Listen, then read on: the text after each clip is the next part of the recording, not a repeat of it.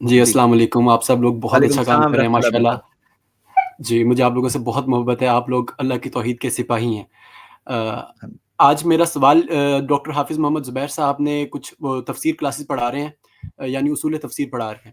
اس میں ان کی جو آخری تفسیر کلاس آئی ہے اس کے اندر انہوں نے ارشاد فرمایا ہے کہ امام احمد ابن حنبل رحمۃ اللہ علیہ کے اوپر 5 ایسے الزامات ہیں. انہوں نے الزامات سارے تو نہیں گنوائے، لیکن ایک انہوں نے بتایا کہ ان کے اوپر شرک کا الزام بھی ہے. گویا ایسا وہ باور کروانا چاہ رہے تھے کہ گویا اس الزام کو وہ بھی تسلیم کرتے ہیں. پھر جب ہم نے تھوڑی سی مزید اس میں ریسرچ کی تو مسائل امام احمد میں عبداللہ جو ان کے بیٹے ہیں، انہوں نے اپنے والد سے نقل کیا ہے کہ میرے والد نے 5 دفعہ حج کیا اور ایک دفعہ وہ گم ہو گئے. تو جب وہ گم ہو گئے تو انہوں نے پکارنا شروع کر دیا، اے اللہ کے بندوں میری مدد کرو، اے اللہ کے بندوں میری مدد کرو. تو وہ اس روایت کا سہارا لے کر وہ امام احمد ابن حنبل پر شرک کا گویا الزام لگا رہے تھے. تو اس کے اوپر آپ لوگ، ہمیں یہ معلوم ہے کہ وہ روایت ضعیف ہے، وہ منکر روایت ہے، لیکن اس کے اوپر امام احمد ابن حنبل کا عمل، اس کی کیا حیثیت ہے؟ اور اسی کو امام البانی نے بھی جب ان سلسلہ احادیث ضعیفہ کے اندر یہ روایت نقل کرنے کے بعد حافظ ابن حجر کا تبصرہ نقل کرتے ہیں کہ ابن حجر نے اس کو حسن کہا ہے، اور کہتے ہیں امام احمد ابن حنبل نے اس کے اوپر عمل کیا جس کی وجہ سے ایسا ظاہر ہوتا ہے کہ وہ بھی اس کو صحیح سمجھتے ہیں. اس روایت کے اوپر بات کر دیجیے، روایت کے اوپر نہیں، امام احمد ابن حنبل کے عمل کے اوپر بات کر دیجیے. بہت شکریہ. باقی 1-2 باتیں مزید ہیں، میں آپ لوگوں سے ضرور کرنا چاہوں گا. پہلی بات تو یہ ہے کہ وہ عبارت ہم لوگوں کے سامنے جب تک ہوگی نہیں، اور جب تک ہم خود نہیں دیکھیں گے وہ عبارت، تب تک تو اس کے بارے میں صحیح فیصلہ نہیں ہوگا. یہ پہلی بات ہے کہ ہم وہ عبارت دیکھیں گے اور اس کے آگے پیچھے کی لائنیں دیکھیں گے اور اس کی تحقیق کریں گے، تبھی کوئی بات ہو پائے گی. کیونکہ امام احمد بن حنبل کی شخصیت توحید کے حوالے سے محکم ہے، اور میں نے بھی محکم متشابہ کی بات کی تھی. اب ان کے سلسلے میں اگر کوئی اس طرح کی بات آتی ہے تو وہ متشابہ مسئلہ ہے، اس کی تحقیق کی جائے گی. ورنہ امام احمد بن حنبل کے بارے میں اس طرح کی بات اولاً تسلیم نہیں کی جائے گی. ثانیاً ایسا ہے اگر کیا، یہ دوسری بات ہے، یہ تو پہلی بات تھی. یہ میں نے نہیں، سب آواز نہیں گئی ہے، یہ پہلی شیخ شعبان بات جی صحیح ہے میں جی.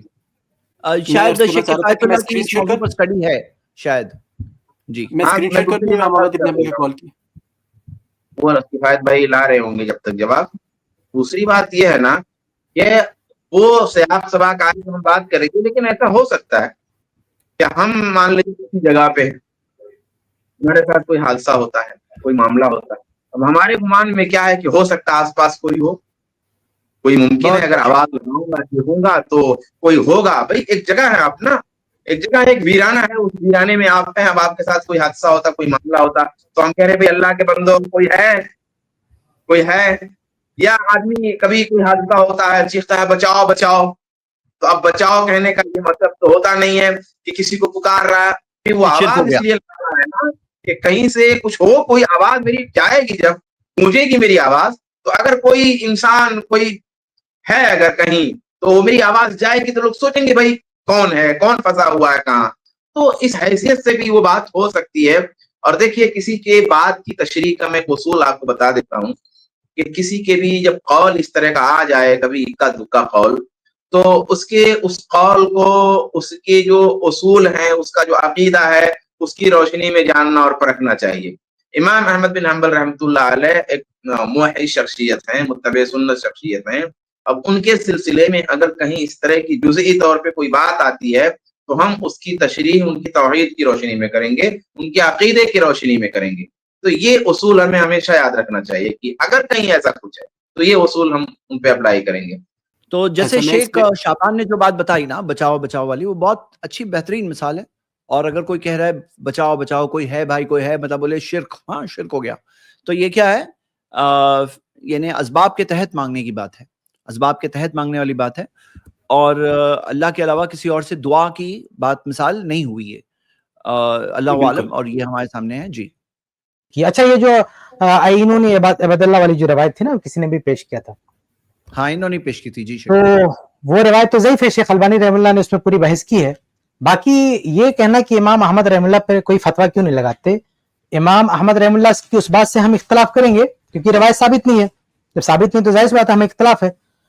اور شیخ البانی رحمہ اللہ نے پوری تحقیق کی ہے، لیکن ہم امام احمد رحمہ اللہ کے بارے میں کوئی جو ہے غلط تبصرہ نہیں کہیں گے. بھائی ان کو ہو سکتا ہے وہ روایت ان کے نظر میں صحیح ہو، اس کے مطابق کیا ہو، لیکن وہاں پہ وہ فرشتے ان کی نظر میں مراد ہے. وہ فرشتے جو زمین پر ہوتے ہیں اور لوگوں کی مطلب رہنمائی کر سکتے ہیں. تو یہ مطلب مافوق الفطری جو ہوتا نا کہ کسی سے ایسی مدد مانگنا جس پہ وہ قادر نہیں ہے, تو وہاں پہ شرک کی بات آ جاتی ہے.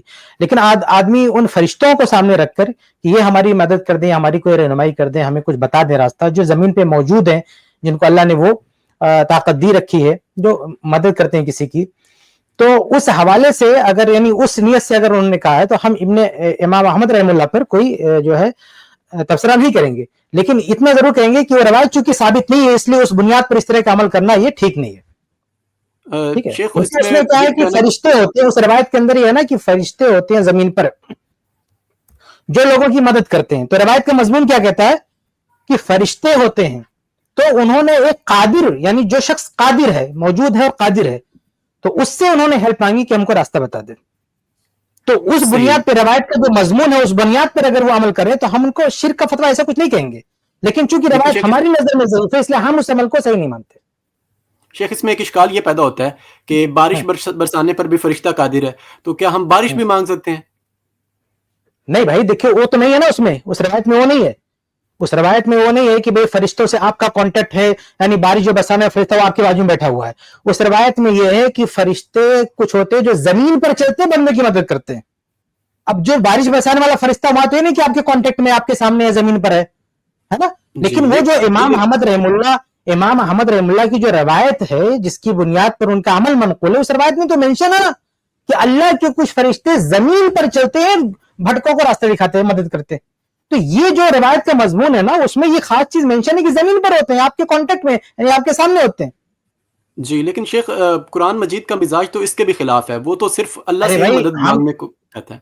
ہم تو کہہ رہے ہیں نا کہ ہم اس سے اتفاق نہیں رکھتے, روایت ثابت نہیں ہے, لیکن روایت کا جو مضمون ہے وہ مضمون اس شرک والی بات نہیں ہے. اس میں کیا ہے کہ وہ مضمون یہ بتا رہا ہے کہ اللہ کے فرشتے زمین پر ہوتے ہیں, اللہ کے فرشتے زمین پر ہوتے ہیں اور بھٹکوں کو راستہ بتاتے ہیں.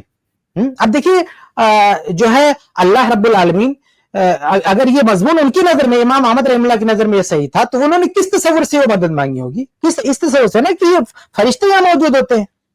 یہ بھی نہیں جو ہمارے کندھوں پہ فرشتے ہوتے ہیں, ہمارا ریکارڈ, ان سے مدد نہیں مانگ رہے ہیں, ان سے نہیں کہہ رہے ہیں نہ یہ آسمان پہ یہ جو بارش برسانے والا فرشتہ ہے یا دوسرا ہے, ان سے نہیں.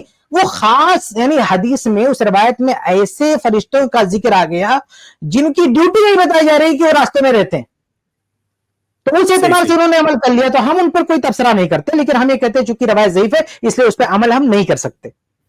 بس ایک سوال میرا آخری رہ گیا جی.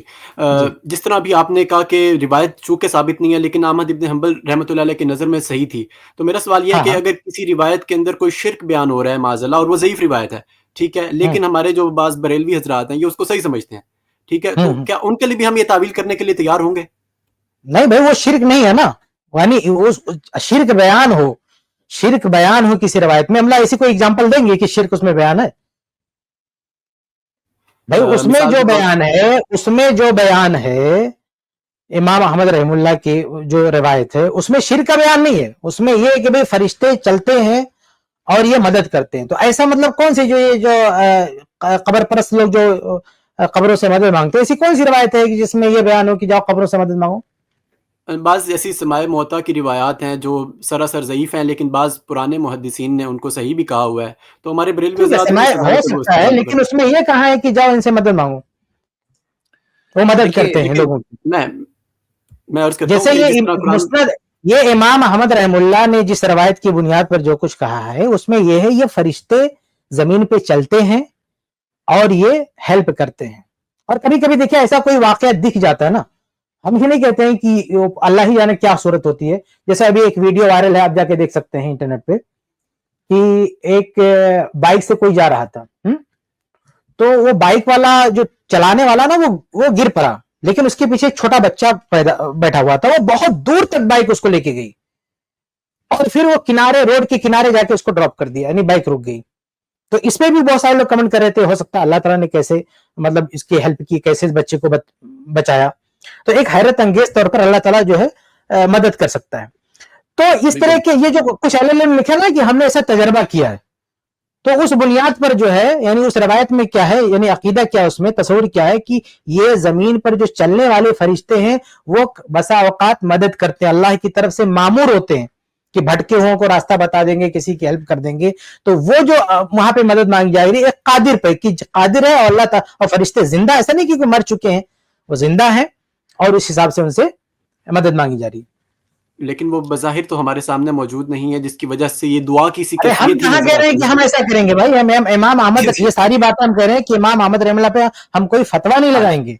जी, जी, अगर वो बिल्कुल। आज, अगर उस जमाने में कोई होते उलमा तो किसी के कोई जाके उनसे बात कर सकता था, लेकिन आज वो नहीं, हम उन पर कोई फतवा नहीं लगाएंगे। लेकिन जो बरेलवी आज हमारे सामने है और वो ऐसी कोई रवायत से इस्तेलाल करें तो उनको पहले बताया जाएगा ना कि फर्स्ट यानी पहले मरहले में कोई कुफ्र का फतवा डाल देगा, ऐसा नहीं है ना भाई। आज आप किसी गुमराह शख्स से टकराएंगे, कोई शख्स गलत कर रहा है तो पहली बात तो गुमराह भी तब कहेंगे जब वो हुज्जत कायम कर देंगे। इमाम अहमद जी, रहमतुल्लाह पे बिल्कुल। किसी ने जाके कोई हुज्जत कायम किया, कुछ समझाया, बातचीत किया किसी ने, तो कैसे हम उन पर फतवा लगा देंगे कोई? जी, बेहतरीन, ज़बरदस्त हो गया।